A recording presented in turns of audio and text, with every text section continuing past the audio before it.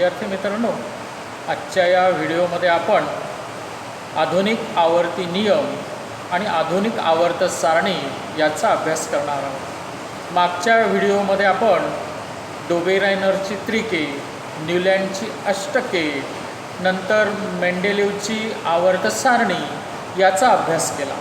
आज आपल्याला बघायचं आहे आधुनिक आवर्ती नियम, मॉडर्न पिरियॉडिकल लॉ याचा आपण आज अभ्यास करणार आहोत आणि त्या अनुषंगानं आधुनिक आवर्त सारणी कशी तयार केली गेली याचा देखील आजच्या या व्हिडिओमध्ये आपण अभ्यास करणार आहोत।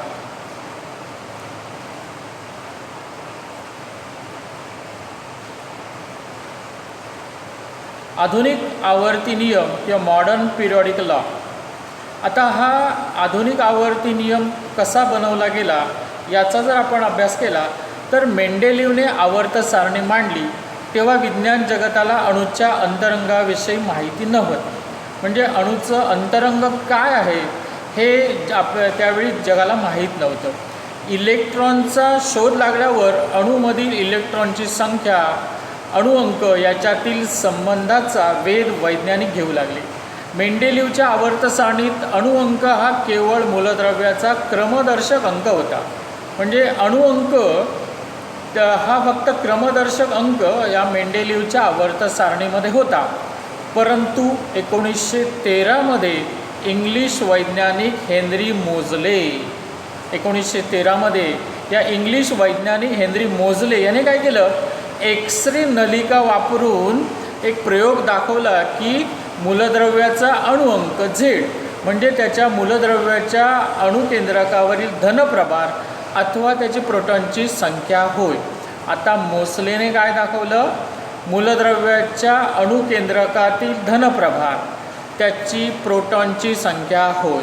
म्हणजे जेवढा अणुकेंद्रकामध्ये धनप्रभार असतो तोच प्रोटॉनची संख्या होय। मोझलेने अनेक मूलद्रव्यांचे अणुअंक प्रयोगाने निश्चित केले। मोझलेने काय केलं, अनेक मूलद्रव्यांचे अणुअंक, मागच्या संपूर्ण याच्यामध्ये जो बेस होता तो अणुवस्तुमान होता, पण आता पुढे यापासून पुढे मोझलेने अणुअंक म्हणजे झेड या अक्षराने, कॅपिटल झेड या अक्षराने तो दाखवला जातो आणि मूलद्रव्याच्या अणुकेंद्रकातील धनप्रभार अथवा त्याची प्रोटॉनची संख्या होय। मोझले या अनेक प्रयोग केले आणि त्याने काय निश्चित केलं, त्यामुळे अणुवस्तुमानापेक्षा मूलद्रव्याचा अधिक मूलभूत गुणधर्म अणुअंक होय। मोझलेने काय सांगितलं तर अणुअंक हा मूलद्रव्याचा मूलभूत गुणधर्म आहे। म्हणजे अणुवस्तुमान नाही तर मूलभूत गुणधर्म काय आहे, अणुअंक हा मूलभूत गुणधर्म आहे हे मोझलेने दाखवून दिलं। त्यानुसार मेंडेलीवच्या आवर्त नियमात बदल करून आधुनिक आवर्ती नियम बनवण्यात आला।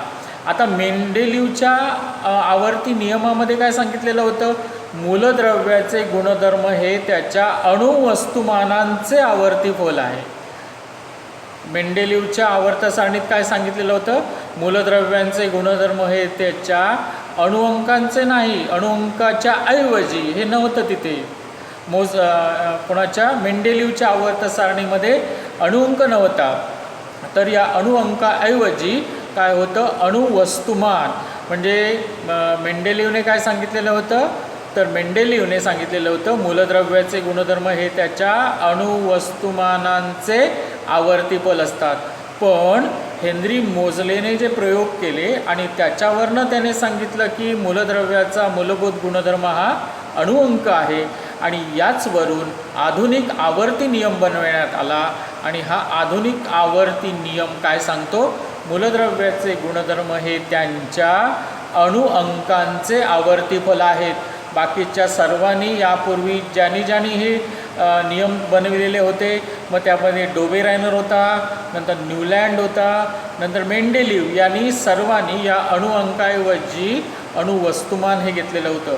पण मोझलेने मात्र काय सांगितलं, मूलद्रव्याचे गुणधर्म हे त्याच्या अणुअंकांचे आवर्ती फल असतात। म्हणजे मूलभूत घटक जो घेतला तो म्हणजे अणुअंक होय। यापूर्वी अणुवस्तुमानांक मूलभूत घटक मानून आवर्त सारणी बनवण्यात आलेली होती, पण मोझलेने हा जो आधुनिक आवर्ती नियम सांगितला आहे तो त्या काय म्हणतोय, मूलद्रव्यांचे गुणधर्म हे त्यांच्या अणुअंकांचे आवर्ती फल असतात. मेंडेलीवने काय सांगितलेलं होतं, मूलद्रव्यांचे गुणधर्म हे त्याच्या अणुवस्तुमान, अणुअंक नाही, अणुवस्तुमानांचे आवर्ती फल असतात. पण आधुनिक आवर्ती नियम काय सांगतो, मूलद्रव्याचे गुणधर्म हे त्याच्या अणुअंकांचे आवर्ती फल असतात.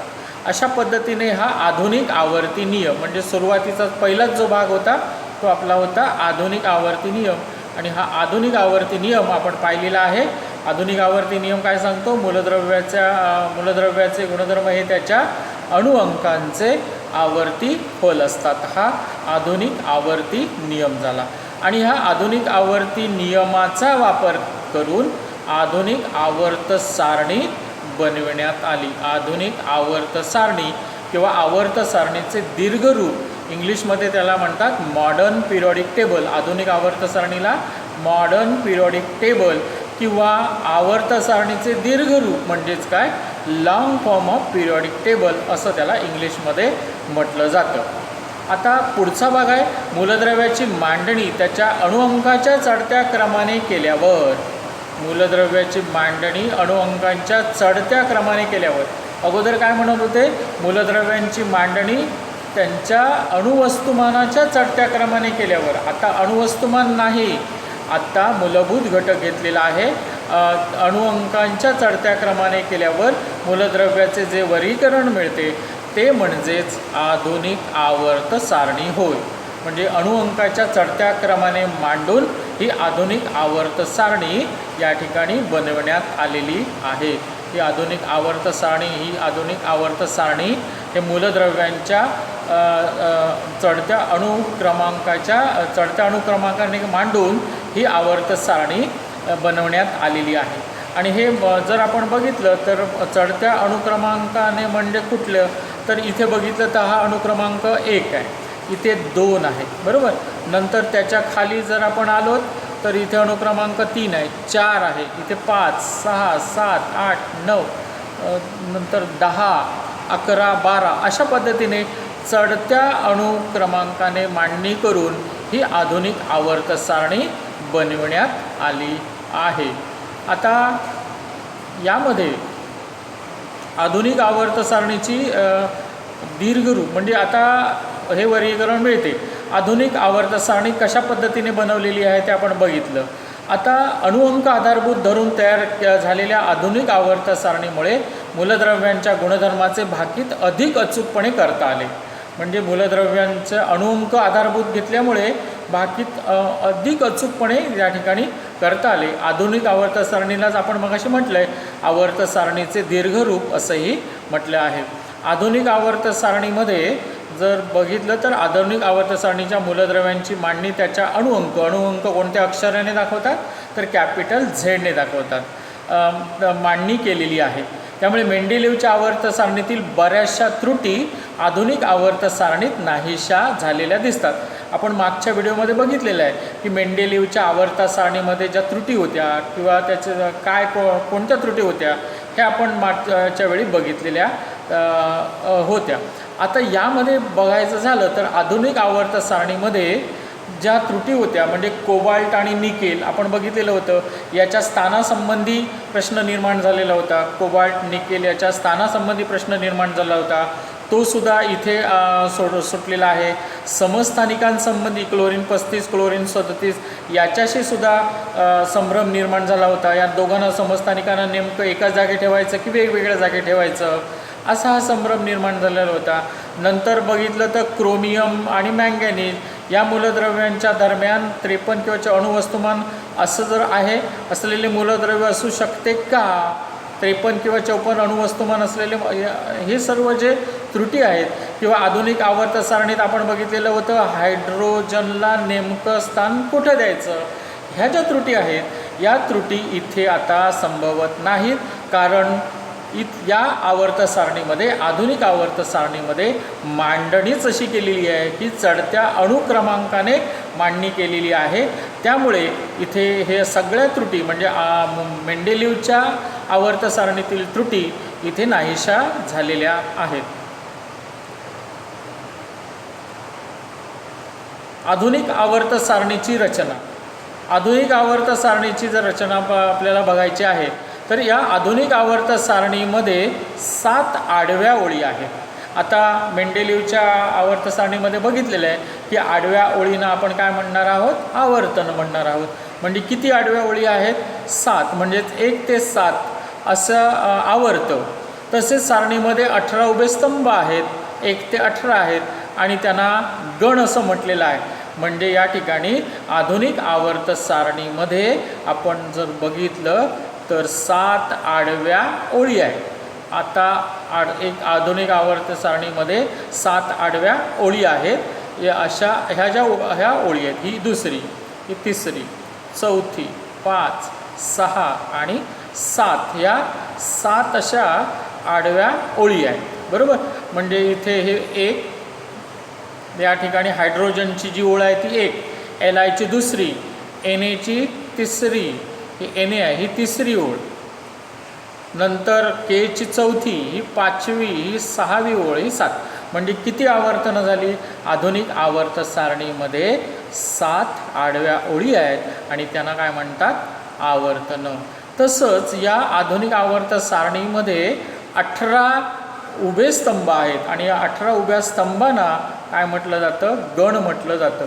म्हणजे इथे 1, 2, 3, 4, 5, 6, 7, 8, 9, 10, 11, 12, 13, 14, 15, 16, 17 आणि 18 असे 18 उभे स्तंभ आहेत आणि या 18 उभ्या स्तंभांनाच गण म्हटलं जातं। म्हणजे या आधुनिक आवर्त सारणीमध्ये किती ओळी आहेत, या आधुनिक आवर्त सारणीमध्ये आपण बघतो या 1 ते 7 म्हणजे 7 आडव्या ओळी आहेत आणि आवर्त सारणीमध्ये 18 गण स्तंभ आहेत आणि त्यांनाच गण असं म्हटलेलं आहे। 7 आडव्या ओळी आणि 18 गण, अशा पद्धतीने ही आवर्त सारणीची, आधुनिक आवर्त सारणीची रचना आहे।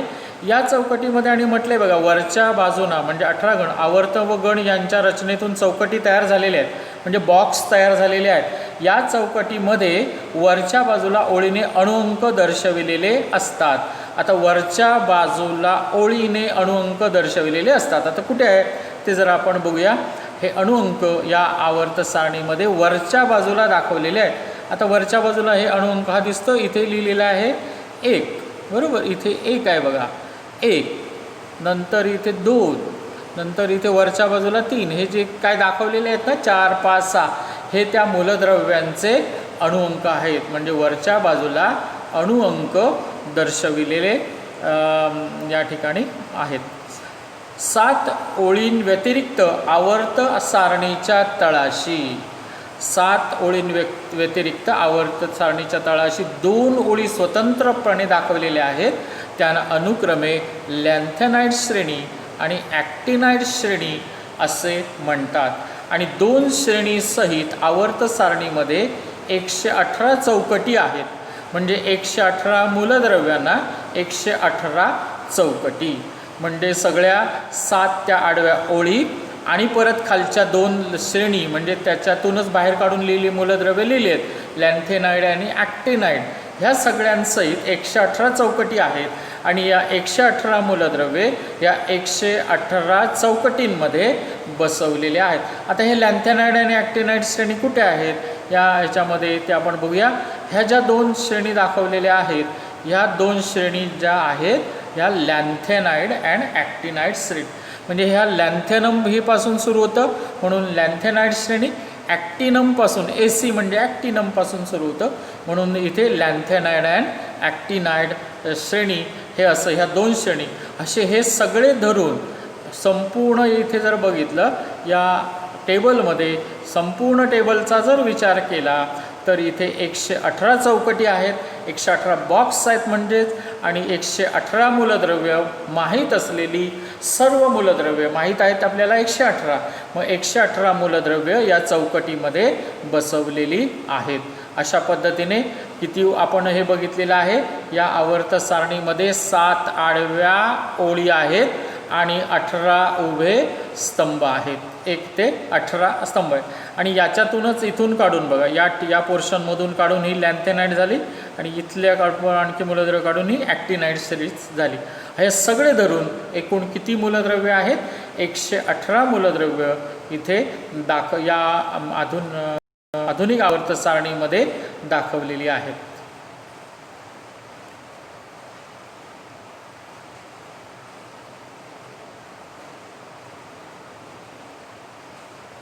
याचा पुढचा भाग आपल्याला इथे पाहायचा आहे. आणि हा पाहत असताना आधुनिक दीर्घरूप आपण हे बघितलं की 118 चौकटी आहेत. एक मूलद्रव्यांसाठी जागा.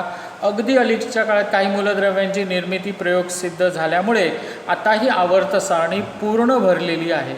ही आवर्त सारणी आता पूर्ण म्हणजे सगळे 118 मूलद्रव्य शोधल्यामुळे ही आवर्त सारणी पूर्ण अशी या ठिकाणी भरलेली आपल्याला दिसते. संपूर्ण आवर्त सारणी एस खंड, पी खंड, डी खंड आणि एफ खंड अशा 4 खंडामध्ये विभागलेली आहे. म्हणजे ही जी आवर्त सारणी आपली आवर्त सारणी आहे अशी ही आवर्त सारणी 4 खंडामध्ये विभागली आहे. म्हणजे पहिला खंड कुठला? एस खंड, नंतर पी खंड, डी खंड आणि एफ खंड. म्हणजे एस खंड, पी खंड, डी खंड आणि एफ खंड या 4 खंडामध्ये संपूर्ण आवर्त सारणी म्हणजे 118 मूलद्रव्यांची जी आवर्त सारणी आहे ही 118 मूलद्रव्यांची आवर्त सारणी 4 खंडामध्ये विभागण्यात आलेली आहे. आणि ते खंड आहेत एस खंड, पी खंड, डी खंड आणि एफ खंड अशा 4 खंडामध्ये ही आवर्त सारणी विभागलेली आहे. आता ही कुठे आहे, कुठले खंड कुठे आहेत हे आपण जरा या आवर्त सारणीमध्ये बघूया. म्हणजे इथे पहिल्यांदा दिसतं आपल्याला हा खंड आहे एस खंड. इथला जो खंड आहे हा एस खंड. नंतर इथे पी खंड आहे. नंतर इथे डी खंड आहे. बघा हा एस खंड झाला, हा पी खंड झाला, हा डी खंड झाला. म्हणजे एस खंडामध्ये पहिला गण आणि दुसरा गण एस खंड झाला. नंतर या ठिकाणी 13 ते 18, 13, 14, 15, 16, 17 आणि 18 हे पी खंडामध्ये येतात. म्हणजे एस खंडामध्ये कोणती मूलद्रव्ये येतात? तर एस खंडामध्ये पहिल्या गणातील आणि दुसऱ्या गणातील मूलद्रव्ये एस खंडामध्ये येतात. नंतर असा प्रश्न असेल पी खंडामध्ये कोणत्या गणातील मूलद्रव्ये येतात, कोणत्या स्तंभातील मूलद्रव्ये येतात? तर 13 पासून 14, 15, 16, 17 आणि 18 म्हणजे पी खंडात येणारी मूलद्रव्य 13 गणातील, 14व्या गणातील, 15व्या गणातील, 16व्या गणातील, 17व्या गणातील आणि 18व्या गणातील अशी ही या पी खंडामध्ये येतात. आता डी खंडामध्ये कुठली मूलद्रव्ये येतात? तर या डी खंडामध्ये आपण जर बघितलं तर हा जो खंड आहे तो डी खंड. डी खंडामध्ये 3, 4, 5, 6, 7, 8, 9, 10, 11, 12 एवढे गण आहेत. म्हणजे एवढ्या गणामध्ये ही जे खालीपर्यंत गणात दिसत आहेत एवढ्या गणामध्ये सगळी मूलद्रव्य ही डी खंडामध्ये येत. आणि आता एक खंड राहिला. आता तो कुठला खंड? तर एफ खंड. हा एफ खंड इथे आहे. म्हणजे ह्या ज्या 2 श्रेण्या सांगितल्या आहेत लॅन्थेनाइड श्रेणी आणि ॲक्टिनाइड श्रेणी या श्रेणीतील मूलद्रव्य एफ खंडामध्ये येतात. मग आपण या ठिकाणी काय बघितलं तर इथे एस खंडामध्ये पहिल्या गणातील मूलद्रव्य आणि दुसऱ्या गणातील मूलद्रव्य एस खंडामध्ये येतात. पी खंडामध्ये 13 ते 18 गणातील मूलद्रव्य येतात. डी खंडामध्ये इथे 3 ते 12 गणातील मूलद्रव्य येतात. आणि एफ खंडामध्ये लॅन्थेनाइड अँड ॲक्टिनाइड श्रेणी जी आहे या श्रेणीतील ही मूलद्रव्ये येतात.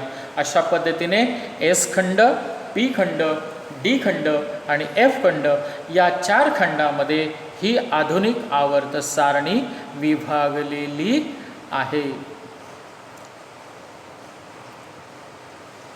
एस खंड, पी खंड, डी खंड अशा या खंडामध्ये ही आवर्त सारणी विभागलेली आहे.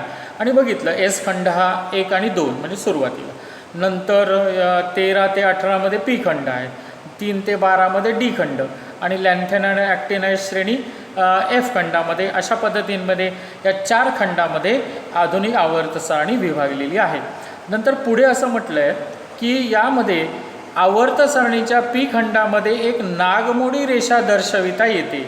या नागमोडी रेषेच्या साहाय्याने मूलद्रव्यांचे पारंपरिक प्रकार आधुनिक आवर्त सारणीत स्पष्ट दाखविता येतात. नागमोडी रेषेच्या किनारीने धातू सदृश्य मूलद्रव्य आहे. नागमोडी रेषेच्या डाव्या बाजूला धातू आणि उजव्या बाजूला अधातू. आपण सुरुवातीलाच या प्रकरणामध्ये वर्गीकरण बघत असताना पहिले दोन प्रकार होते, एक धातुरूप मूलद्रव्य आणि अधातुरूप मूलद्रव्य, आणि नंतर तिसरा प्रकार एक ॲड झाला ती धातू सदृश्य मूलद्रव्य.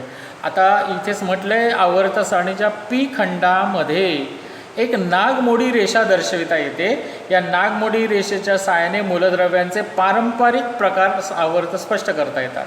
नागमोडी रेषेवर धातू सदृश मूलद्रव्य पुन्हा घालूया आणि बघूया. नागमोडी रेषा आहे, नागमोडी रेषेच्या किनाऱ्याने धातू सदृश मूलद्रव्य.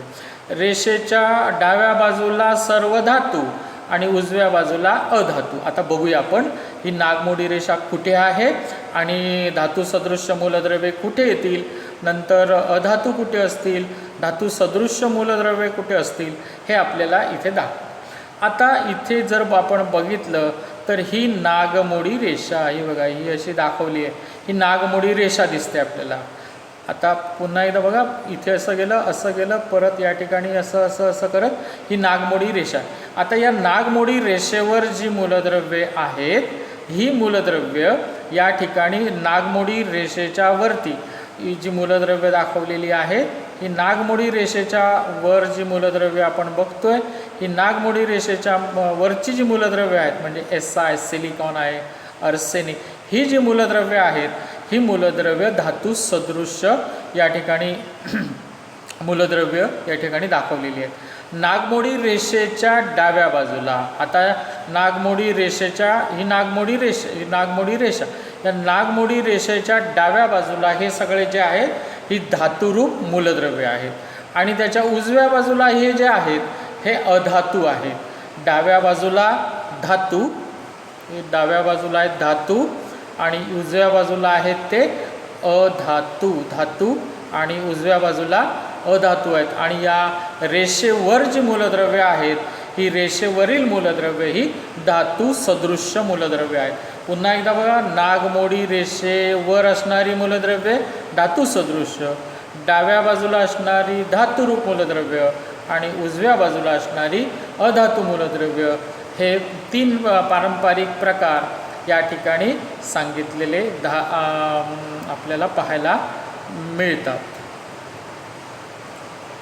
आता पुढचा भाग बघायचा आहे, आधुनिक आवर्त सारणी आणि मूलद्रव्यांचे इलेक्ट्रॉन संरूपण. आधुनिक आवर्त सारणी आणि मूलद्रव्यांचे इलेक्ट्रॉन संरूपण.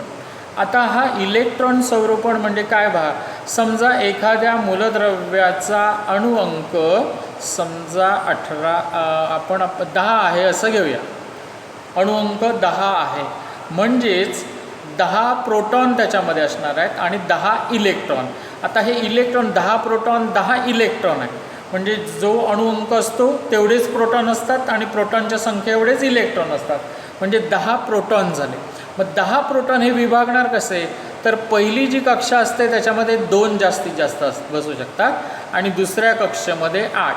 2 आणि 8 झाले किती 10, म्हणजे हे 2,8 हे आपण जे काय लिहिलेलं आहे याला म्हणतात इलेक्ट्रॉन संरूपण. हे जे इलेक्ट्रॉन, आता समजा एखाद्या मूलद्रव्याचा अणुअंक 15 आहे, अणुअंक आहे 15. मग कसं असेल तर पहिल्या कक्षेमध्ये असणार 2 इलेक्ट्रॉन, दुसऱ्यामध्ये असणार 8 झाले, 2 आणि 8 किती झाले 10. मग तिसऱ्या कक्षेमध्ये असणार किती 5 इलेक्ट्रॉन. 8 आणि 2 10 आणि 5 15 असं हे 15चं गणित आहे. आणि हे जे काय आपण लिहिलं आहे 2,8,5 ह्यालाच इलेक्ट्रॉन संरूपण म्हणतात. मूलद्रव्याचे इलेक्ट्रॉन संरूपण असं संबोधलं जातं. आता इथे काय सांगितलं आहे, एका आवर्तामध्ये शेजारी असणाऱ्या मूलद्रव्यांच्या गुणधर्मामध्ये थोडासा फरक असतो. एका आवर्तामध्ये शेजारी असणाऱ्या मूलद्रव्यांच्या गुणधर्मामध्ये थोडासा फरक असतो, मात्र दूर असणाऱ्या मूलद्रव्यांच्या गुणधर्मामध्ये खूपच फरक असतो. आता हे जे काय सांगितलेलं आहे त्यामध्ये आपण बघूया, जवळजवळ असणाऱ्या मूलद्रव्यांमध्ये आता ही आपण जवळची मूलद्रव्य घेतली, ही 2 मूलद्रव्य घेतली, तर ह्याच्या गुणधर्मामध्ये थोडासा फरक असणार आहे. पण हे मूलद्रव्य घेतली आणि इकडची घेतली तर या दोघांमध्ये बराचसा फरक असणार आहे. म्हणजे शेजारी शेजारी जी मूलद्रव्य आहेत यांच्या गुणधर्मामध्ये, या मूलद्रव्यांच्या गुणधर्मामध्ये आपल्याला काय सांगता येईल, शेजारी शेजारी जी मूलद्रव्य असतील गुणधर्मामध्ये जरासा फरक असतो. पण इथे आपण फक्त लिथियम घेतलं आणि याचा सरळ आपण इथे फ्लोरीन घेतलं. या दोघांच्या गुणधर्मामध्ये बराचसा फरक आहे. म्हणजे शेजारी शेजारी असतील तर गुणधर्मामध्ये थोडासा फरक असतो, बरंचसं साम्य असतं. पण लांबची जर हे घेतली तर त्याच्या गुणधर्मामध्ये बराचसा फरक इथे आपल्याला आढळतो. मात्र दूर असणाऱ्या मूलद्रव्यांच्या गुणधर्मामध्ये खूपच फरक असतो. एका गणातील मूलद्रव्यांचे रासायनिक गुणधर्मामध्ये साधर्म्य व प्रवणता दिसून येते. आधुनिक आवर्त सारणीतील गण व आवर्ताची ही वैशिष्ट्ये मूलद्रव्यांच्या इलेक्ट्रॉन संरूपणामुळे आहेत. म्हणजे एकाच गणामध्ये जर आपण विचार केला, इथे काय म्हटलं आहे त्यांनी, एका गणातील मूलद्रव्यांच्या रासायनिक गुणधर्मामध्ये साधर्म्य व प्रवणता म्हणजे ग्रेडेशन दिसून येतं. आता एकच गणातील मूलद्रव्य म्हणजे कुठली, तर हा गण जर आपण विचार घेतला, हा गण असेल, एकच गण घेतला तर या गणातील मूलद्रव्यांच्या गुणधर्मामध्ये साधर्म्य असणार. हा गण घेतला तर या गणातील मूलद्रव्यांच्या गुणधर्मामध्ये साधर्म्य असेल. इकडचा गण घेतला तर या गणातील मूलद्रव्यांच्या गुणधर्मामध्ये साधर्म्य म्हणजे काय, सारखेपणा असतो, हे इथे सांगितलेलं आहे.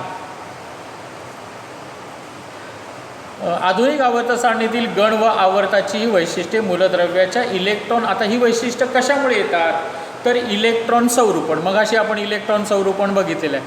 म्हणजे 2, 8, 3 हे इलेक्ट्रॉन संरूपण झालं. म्हणजे पहिल्या कक्षेमध्ये 2 इलेक्ट्रॉन, दुसऱ्यामध्ये 8 इलेक्ट्रॉन, तिसऱ्या कक्षेमध्ये 3 इलेक्ट्रॉन. अशा पद्धतीने या ठिकाणी हे इलेक्ट्रॉन संरूपण आहे. या इलेक्ट्रॉन संरूपणामुळेच या ठिकाणी हे गुणधर्म किंवा मूलद्रव्यांचे गण व आवर्ताची वैशिष्ट्ये मूलद्रव्यांच्या इलेक्ट्रॉन संरूपणामुळे आहेत. एखादे मूलद्रव्य आधुनिक आवर्त सारणीच्या कोणत्या गणात व आवर्तात ठेवायचे हे त्याच्या इलेक्ट्रॉन संरूपणामुळे ठरते. आता एखादं मूलद्रव्य कुठे ठेवायचं हे त्याच्या इलेक्ट्रॉन संरूपणामुळे ठरतं. आता एखादं मूलद्रव्याचा आपण असा विचार करूया, 2, 8, 3 असे इलेक्ट्रॉन संरूपण आहे. आता या मूलद्रव्याचा जर विचार केला तर याचं इलेक्ट्रॉन संरूपण आहे. पहिल्या कक्षेमध्ये 2 इलेक्ट्रॉन, दुसऱ्या कक्षेमध्ये 8 इलेक्ट्रॉन आणि तिसऱ्या कक्षेमध्ये 3 इलेक्ट्रॉन. आता इथे काय म्हटलेलं आहे बघा, या कोणत्या गणात आणि कोणत्या आवर्तामध्ये ठेवायचं हे त्याच्या इलेक्ट्रॉन संरूपणामुळे ठरतं. आता शेवटची जी कक्षा आहे त्याच्यामध्ये 3 इलेक्ट्रॉन आहेत. शेवटच्या कक्षेमध्ये 3 इलेक्ट्रॉन आहेत. म्हणजे हे मूलद्रव्य तिसऱ्या गणामध्ये येणार आहे. हे मूलद्रव्य तिसऱ्या गणामध्ये येईल. आता यामध्ये किती कक्षा आहेत, एक ही कक्षा, दुसरी आणि तिसरी, आणि हे तिसऱ्या कक्षेमध्ये येईल. म्हणजे 8, 2, 10 आणि 3, 13. याचा अणुअंक किती असणार आहे, 13. आणि हे 13 हे मूलद्रव्य तिसऱ्या आवर्तनात येईल. हे मूलद्रव्य तिसऱ्या आवर्तनात येईल आणि तिसऱ्या गणात येईल. बघा, तिसऱ्या आडव्या ओळीत येईल आणि तिसऱ्या उभ्या स्तंभात येईल. आपण बघूया. 13 अणुअंक असणारं मूलद्रव्य म्हणजे त्याचं इलेक्ट्रॉन स्वरूपण आहे 2, 8, 3. त्याच्यावर अणुअंक 13, बरोबर.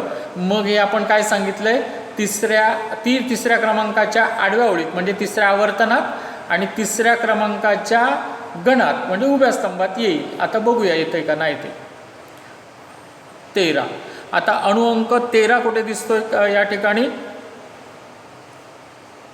आता इथे मध्ये मूलद्रव्य या ठिकाणी दिलेली नाहीत. म्हणजे इथे काय झालं बघा, 13 मध्ये आपण बघितलेलं आहे तर तिसरं आवर्तन, बरोबर. हे आवर्तन एक पहिलं झालं. इथे जरा खाली घेऊया आपण.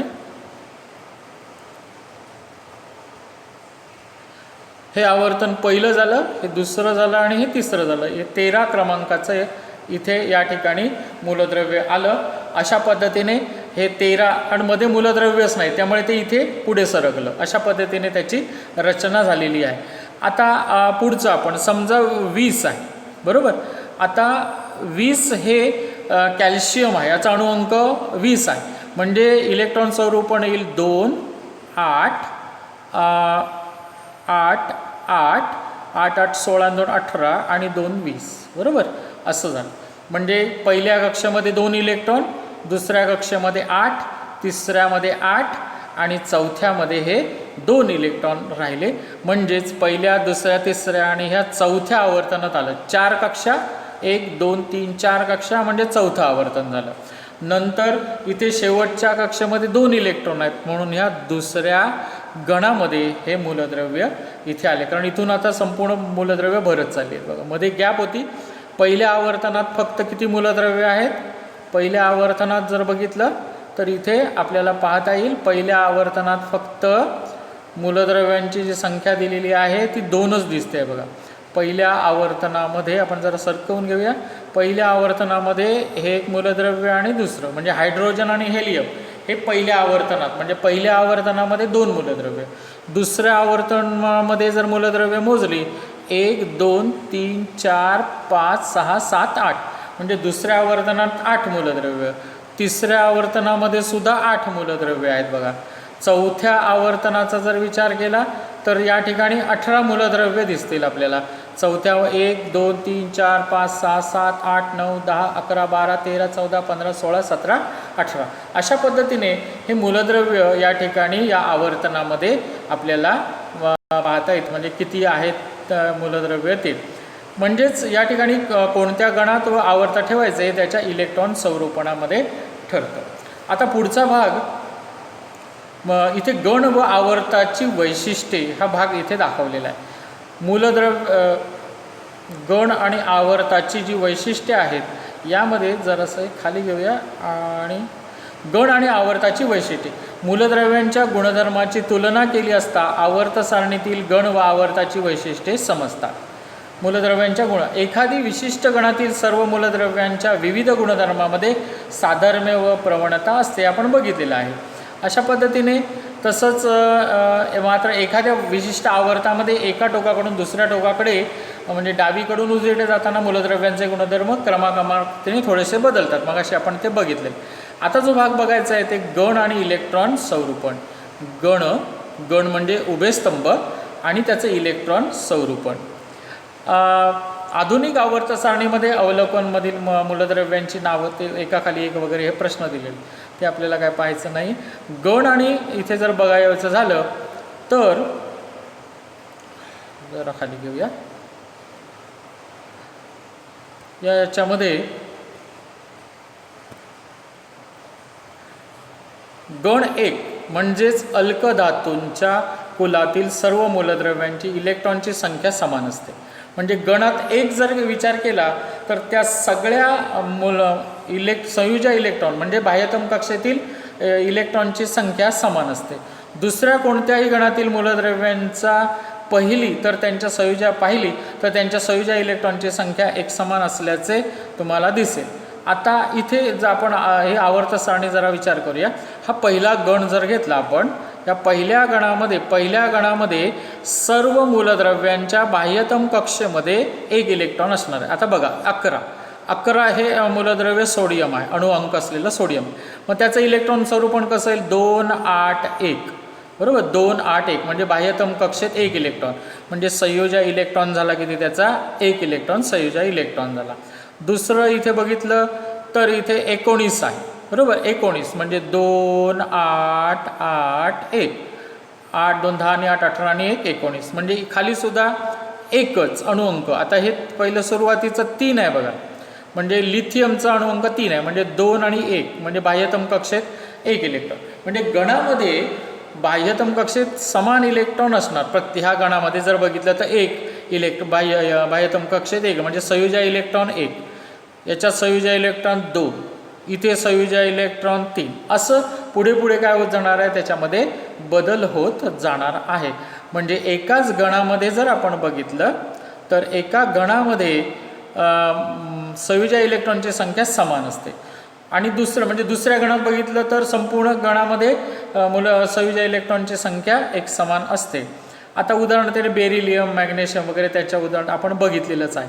म्हणजे पहिला जो या ठिकाणी गण आहे त्या गणामध्ये जो अल्कधातूंच्या कुलातील आहे. पहिला जो गण आहे तो अल्कधातूंचा, म्हणजे पहिल्या गणामध्ये कोणत्या प्रकारची मूलद्रव्ये येतात तर अल्कधातूंच्या कुलामधील मूलद्रव्ये असतात. अल्कधातू म्हणजे पहिल्या गणामध्ये अल्कधातू आहेत.